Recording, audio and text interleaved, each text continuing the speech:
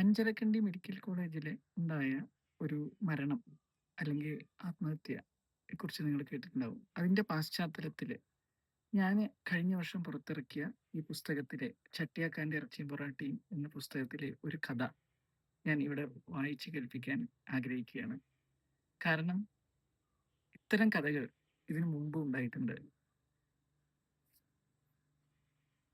ഞായറാഴ്ചയിലെ chicken കറിയും ബുധനാഴ്ചയിലെ പയറുകറിയും. ഇന്ന് വെള്ളിയാഴ്ച, മരിക്കാൻ നല്ല ദിവസം. സ്റ്റഡി ടൈം കട്ട് ചെയ്ത് ഹോസ്റ്റലിൽ തന്നെ ഇരുന്നത് ചാവാൻ വേണ്ടിയാണ്. വെളുത്ത യൂണിഫോം ഷാള് കൊണ്ട് കുരുക്കുണ്ടാക്കിയതുമാണ്. പക്ഷേ ഞായറാഴ്ച പതിവുള്ള ചിക്കൻ കറിയും കൂട്ടി ഒരു ഊണ്, ബുധനാഴ്ചത്തെ പയറുകറിയും കൂട്ടി ഒരു ഊണ്. ചാവാൻ പോകുന്നതിന് മുമ്പുള്ള ഓരോ ആഗ്രഹങ്ങളെയും. നിങ്ങൾക്ക് തമാശയായി തോന്നുന്നുണ്ടാവാം, എനിക്ക് അത്രയൊക്കെ ആഗ്രഹങ്ങൾ ബാക്കിയുള്ളൂ. ഇന്നലെയാണ് 12ാം ക്ലാസ്സിലെ പ്രീ ബോർഡ് പരീക്ഷയിലെ ബയോളജി പേപ്പറിന്റെ റിസൾട്ട് വന്നത്. ഞാൻ 8 നിലയിൽ പൊട്ടി. എൻ്റെ പ്രിയപ്പെട്ട ടീച്ചർ ശ്രീദേവി മേഡം എന്നെ വിളിക്കാത്ത തെറികളില്ല. മരിച്ചുപോയ എൻ്റെ അച്ഛനും കറുത്ത് കരിവീട്ടി പോലിരിക്കുന്ന എൻ്റെ അമ്മയുമൊക്കെ തെറിവിളി കേട്ടു. ശ്രീദേവി മേഡം വെളുത്തിട്ടാണ്. പല കളർ സാരികളും ചന്ദനക്കുറിയുമൊക്കെ ഇട്ട് സ്കൂട്ടിയിൽ പറന്നു വരുന്നത് കാണേണ്ട കാഴ്ച തന്നെയാണ്. പക്ഷേ ഏതോ സിനിമാ പാട്ടിൽ പറയുന്നത് പോലെ ഉള്ളിൻ്റെ ഉള്ള് കറുപ്പാണ്. ഏയ്, കറുപ്പത്ര മോശം കളറൊന്നുമല്ല കേട്ടോ. ഞാൻ കറുത്തിട്ടല്ലേ. എൻ്റെ ചില ക്ലാസ്മേറ്റ്സ് നേരിട്ടും അല്ലാതെയും പറയും, സിന്ധുവിനെ തൊട്ട് കണ്ണെഴുതാം എന്ന്. ഞങ്ങൾക്ക് ഇംഗ്ലീഷ് ബിയിൽ ഒരു കഥ പഠിക്കാനുണ്ട്. ഒരു വിവരവും വകതിരിവും ഇല്ലാത്ത പുകയിലയും വിറ്റ് നടക്കണ ചെങ്ങായി പാകിസ്ഥാനിൽ പോയി ആരും കാണാതെ അവൻ്റെ കാമുകിയെയും പൊക്കി രായ്ക്ക് രാമാനം ഇന്ത്യ പാകിസ്ഥാൻ ബോർഡർ കടന്ന കഥ. എനിക്ക് ഈ പ്രണയം എന്ന് കേട്ടാലേ കട്ട കലിപ്പാണ്. എന്നാലും പഠിക്കാനുള്ള കഥയാണ്, വായിച്ചല്ലേ പറ്റൂ. ഞങ്ങൾ 7 പേരുള്ള ഗ്രൂപ്പിൽ ആ കഥ വായിക്കുകയായിരുന്നു. അതിലൊരു ഡയലോഗുണ്ട്: her hair was as dark as night. Surya അതുറക്കെ വായിച്ചപ്പോൾ കോങ്കണ്ണും ഉണ്ടെങ്കിലും വെളുത്ത നിറമുള്ള പ്രവീണ എന്നെ നോക്കി അർത്ഥഗർഭമായി ചിരിച്ചു. പിറ്റേ ദിവസം എൻ്റെ ഹൗസും അവളുടെ ഹൗസും തമ്മിലുള്ള കബഡി മാച്ച് ആയിരുന്നു. എന്നെ തൊടാൻ വന്ന അവളുടെ നീണ്ട കൈകൾ ഞാൻ പിടിച്ചു വലിച്ചതും നാഭിയിൽ മുട്ടുകാൽ കയറ്റിയതും മൂക്കിന്റെ പാലത്തിൽ കൈമുട്ടുകൊണ്ട് ചെറുതായൊരു പ്രയോഗം നടത്തിയതും മനഃപൂർവ്വമായിരുന്നു.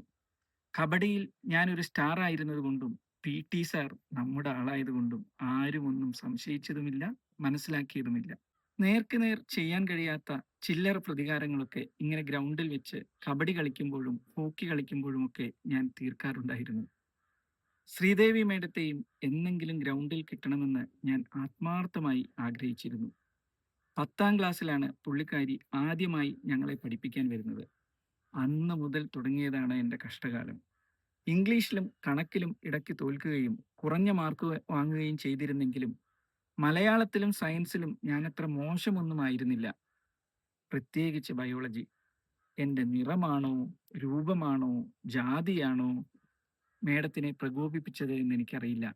എനിക്കെന്നും അടിയും തെറിയും, ഇമ്പോസിഷനും, ക്ലാസ്സിൽ നിന്ന് പുറത്താക്കലും. എൻ്റെ ബയോളജി, സയൻസ് മാർക്കുകൾ കുറയാനും കണക്കിനും ഇംഗ്ലീഷിനും ഒപ്പമെത്താനും തുടങ്ങി. 10ാം ക്ലാസ്സിൽ എങ്ങനെയൊക്കെയോ പാസ്സായി. 40 പേരിൽ ഒരാളായി പഠിച്ച സ്കൂളിൽ തന്നെ 11ാം ക്ലാസ്സിലേക്ക് പ്രവേശനവും കിട്ടി. അന്നു മുതൽ എൻ്റെ കഷ്ടകാലം ഭാഗം 2 തുടങ്ങി.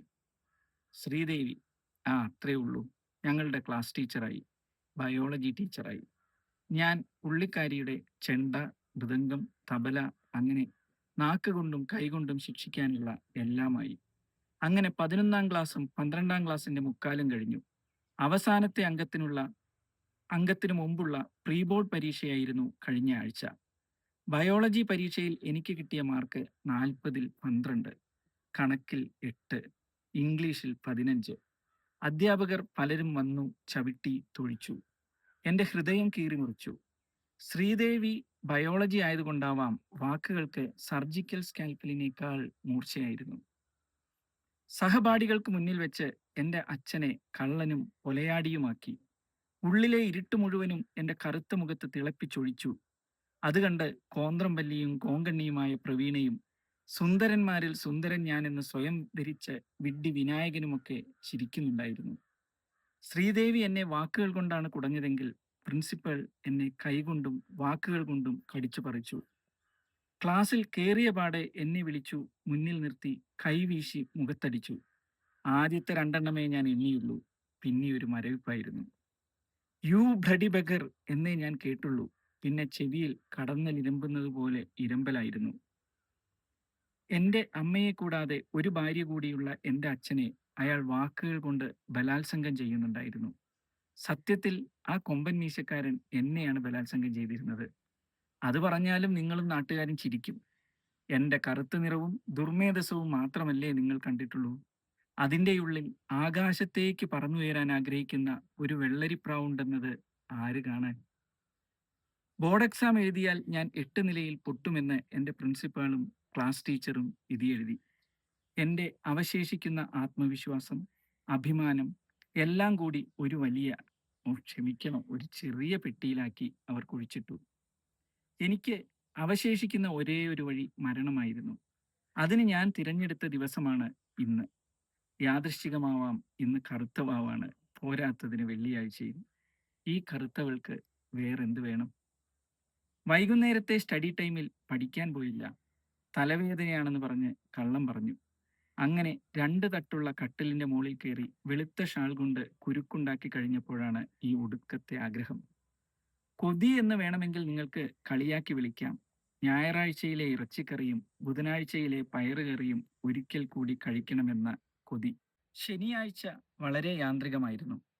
അങ്ങനെ ഞായറാഴ്ചയായി. രാവിലത്തെ റവ ഉപ്പുമാവും ഗ്രീൻ പീസ് കറിയും. പക്ഷെ എനിക്ക് ഉപ്പുമാവിൽ പാലൊഴിച്ച് കഴിക്കാനാണ് ഇഷ്ടം. ഉച്ചയ്ക്ക് ഞാൻ കാത്തിരുന്ന ചിക്കൻ കറി. ഹോസ്റ്റലിൽ ഞായറാഴ്ചകളിൽ മാത്രം കിട്ടുന്ന ആ ചിക്കൻ കറിക്ക് ഒരു പ്രത്യേക ടേസ്റ്റാണ്. ആസ്വദിച്ച് കഴിച്ചു. വൈകുന്നേരത്തെ 2 ചപ്പാത്തി കൊടുക്കാമെന്ന കരാറിൽ സൂര്യയുടെ ചിക്കൻ കൂടി വാങ്ങി ഞാൻ അർമാദിച്ചു. വൈകുന്നേരം ജൂനിയേഴ്സ് ദൂരദർശനിലെ സിനിമ കാണാൻ പോയി. 12ാം ക്ലാസ്സുകാരിയായ ഞാൻ പുസ്തകം തുറന്നു വെച്ച് സ്വർഗത്തെക്കുറിച്ച് സ്വപ്നം കണ്ടു. തിങ്കളും ചൊവ്വയും എങ്ങനെയൊക്കെയോ കഴിച്ചുകൂട്ടി. ബുധനാഴ്ച ഞാൻ നേരത്തെ എഴുന്നേറ്റു. 6 മണിക്ക് PT, തുടർന്ന് അസംബ്ലി, ക്ലാസ്, അങ്ങനെ ഉച്ചയായി. ഇന്നാണ് പയറുകറിയുള്ള ദിവസം. എനിക്ക് ഏറ്റവും ഇഷ്ടമുള്ള കറി. അതുണ്ടെങ്കിൽ ഒരു ബേസിൻ ചോറൊക്കെ ഞാൻ നിഷ്പ്രയാസം കഴിക്കും. അങ്ങനെ എനിക്ക് ഏറ്റവും ഇഷ്ടപ്പെട്ട ഭക്ഷണവും കഴിച്ച് ഞാനൊന്ന് മയങ്ങി. 3 മണിക്ക് സ്റ്റഡി ടൈമിന് പോവാൻ വിളിച്ച കൂട്ടുകാരിയോട് തലവേദനയാണെന്ന് കള്ളം പറഞ്ഞ് വീണ്ടും സുഷുപ്തിയിലേക്ക്. വൈകുന്നേരം ചായയും കുടിച്ച് ഗ്രൗണ്ടിലേക്ക്. ചെറുതായി വോളിബോളൊക്കെ തട്ടി ഹോസ്റ്റലിൽ വന്ന് കുളിച്ചു. നൈറ്റ് ഡ്രസ് ഇട്ടു. സ്റ്റഡി ടൈമിന് പോകാൻ വിളിച്ച കൂട്ടുകാരികളോട് തലവേദനയാണെന്ന് വീണ്ടും കള്ളം പറഞ്ഞു. 2 തട്ടുള്ള കട്ടിലിൽ കയറി വെളുത്ത ഷാൾ കൊണ്ട് കുരുക്കുണ്ടാക്കി ഫാനിന്റെ ഒരറ്റം കെട്ടി. മറ്റേ അറ്റം കഴുത്തിലിട്ട് ചെറുപ്പത്തിൽ അമ്മയുടെ കൂടെ ഊഞ്ഞാലാടിയതുപോലെ ഒരു ആട്ടം. സ്വർഗത്തിലേക്കുള്ള യാത്രയിൽ മേഘപാളികൾക്ക് മുകളിൽ എത്തിയിട്ടും ആ ഹോസ്റ്റലിനുള്ളിൽ നടക്കുന്നതൊക്കെ എനിക്ക് കാണാമായിരുന്നു. ഹോസ്റ്റലിന്റെ കോൺക്രീറ്റ് മേൽക്കൂരയൊന്നും എനിക്കൊരു തടസ്സമായിരുന്നില്ല. എനിക്ക് ഏറെ പ്രിയപ്പെട്ട ടീച്ചർ കരഞ്ഞുകൊണ്ട് ഓടിയെത്തുന്നതും എൻ്റെ കറുത്ത ശരീരം നോക്കി സ്തബ്ധയാവുന്നതും ഞാൻ കണ്ടു. അനന്തരം എൻ്റെ തണുത്ത ശരീരം വകവയ്ക്കാതെ അവർ എൻ്റെ കറുത്ത പെട്ടി തുറക്കുന്നതും അതിൽ ഞാൻ ശ്രീദേവിയും കൊമ്പൻ മീശക്കാരൻ പ്രിൻസിപ്പാളുമാണ് എൻ്റെ മരണത്തിന് ഉത്തരവാദികൾ എന്നെഴുതിയ ഡയറി എടുത്തുകൊണ്ടു പോകുന്നതും തീയിടുന്നതും ഞാൻ കണ്ടു. എൻ്റെ കറുത്ത മുഖത്ത് ദംഷ്ട്രകൾ മുളയ്ക്കുന്നതും കണ്ണിൽ നിന്നും ചോര പൊടിയുന്നതും ഞാൻ അറിഞ്ഞു. ഒരു പ്രേതമായി ആ ടീച്ചറെയും കുടുംബത്തെയും നശിപ്പിക്കാനും ചോര കുടിക്കാനും എൻ്റെ ഉള്ളം തുടിച്ചു. ശ്രീദേവിയെയും പ്രിൻസിപ്പാളെയും കാറ്റായും തീയായും നരിയായും വന്ന് പേടിപ്പിച്ചു കൊല്ലാനും ഞാൻ ശപഥമെടുത്തു. പക്ഷേ ഒരു സുഖമുള്ള കാറ്റെന്നെ വന്ന് പൊതിഞ്ഞു. ഞാൻ സ്വർഗത്തിലാണെന്ന് ആരൊക്കെയോ എന്നോട് പറഞ്ഞു. ഇവിടെ എല്ലാവർക്കും ഒരേ നിറമാണ്. എല്ലാവരും സുന്ദരന്മാരും സുന്ദരികളുമാണ്. എൻ്റെ ഉള്ളിലെ പകയും ദേഷ്യവുമൊക്കെ എവിടെയോ പോയി. ഭൂമിയിലെ മനുഷ്യരും അവരുടെ കഥകളും ഒരു തമാശയായി എനിക്ക് തോന്നി. ഇവിടം അങ്ങനെയാണത്രേ. അതുകൊണ്ടാണത്രേ ഇതിനെ സ്വർഗം എന്ന് വിളിക്കുന്നത്. ഇത് കുറച്ച് വർഷങ്ങൾക്ക് മുമ്പ് ഞാൻ എഴുതിയതാണ്. കഴിഞ്ഞ വർഷമാണ് പബ്ലിഷ് ചെയ്തത്. ഇതിന്റെ പുറകിൽ ഞാൻ എഴുതിയിട്ടുണ്ട് ഇതൊക്കെ കള്ളക്കഥകളാണെന്ന്. കള്ളക്കഥകൾ എന്ന് പറഞ്ഞാൽ ഈ കഥകളിലും നേരുണ്ട്. ഇതൊക്കെ സംഭവിച്ച കഥകൾ തന്നെയാണ്. അതിനെ ചെറിയ ചെറിയ മോഡിഫിക്കേഷൻസ് വരുത്തിയിട്ടുണ്ടെന്നേ ഉള്ളൂ. പക്ഷേ അന്നൊന്നും ഇത്രയും മീഡിയയോ പത്രക്കാരോ ചാനലുകാരോ ഒന്നും ഇല്ലാത്തത് കൊണ്ടാവാം ഇതൊന്നും വിവാദമോ വാർത്തയോ പോലും ആയിരുന്നില്ല. ഇത് അതുകൊണ്ടൊക്കെ ആയിരിക്കാം ഇതിങ്ങനെ ആവർത്തിച്ചു കൊണ്ടിരിക്കുന്നത്. ഇനിയും ഇങ്ങനെയുള്ള സംഭവങ്ങൾ നമ്മുടെ കേരളത്തിൽ ആവർത്തിക്കാൻ പാടില്ല.